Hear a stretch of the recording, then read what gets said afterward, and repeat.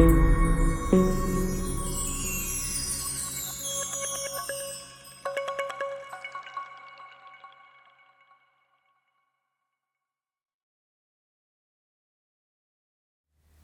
hello friends. Welcome back to another Truth for Today. I'm Pastor Mike, coming to you from the Lighthouse Baptist Church here in Seagrove. We hope today's devotional thought finds you doing very well. Taking our reading today out of the book of Judges, chapter number 16, and we know the story well. It's a story of Samson and Delilah.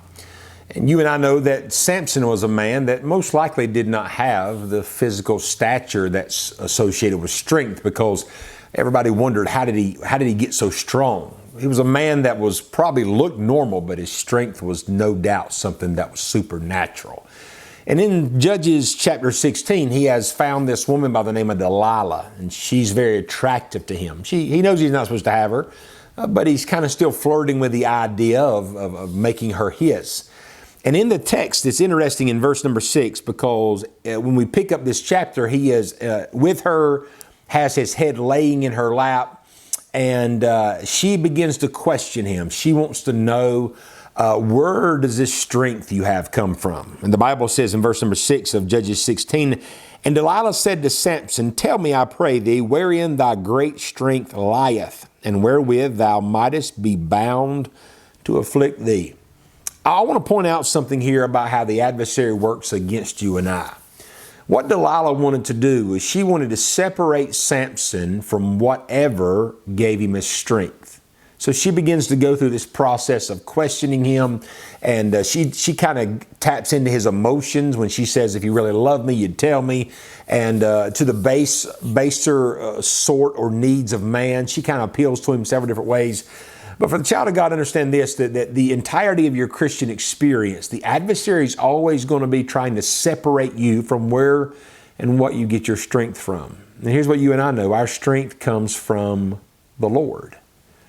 And so what the adversary will do in our life, because our strength's not in our hair, I say thank the Lord for that, because mine's seemingly leaving. And it's kind of an ongoing joke in my family. Anyway, here's what we know. That the devil would love to get me consumed with anything. He doesn't care if it's a hobby. He doesn't care if it's consumed with politics. He doesn't care if it's consumed with, chasing after money, anything. Matter of fact, the devil would love to get me so consumed even in ministry work that I lose my intimacy or my communion, my closeness, what gives me my strength with God. The devil is so cunning. However, he's not learning anything new, because we as human beings, we just continually repeat the same behavior. And so can I say to you and I, what we want to be careful of is we don't want to make the mistake that Samson did and allow an adversary to separate us from where we get our strength. One of the greatest things you can ever do is learn to keep a good eye on your spiritual life. Learn to do a lot of personal maintenance. Keep an eye on your prayer life. Keep an eye on your devotional life. And probably if you were to take the culmination of all the devotions that I do here by way of video, and you were to categorize them, I'd probably say more about your personal walk and your intimacy with God than anything else. You know why?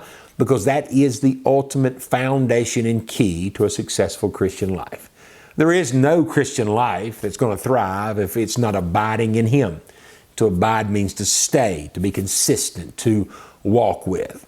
And so today, my challenge is for you and I to look inward, look at our lives individually, step out of the box long enough to take an inventory and say, you know what?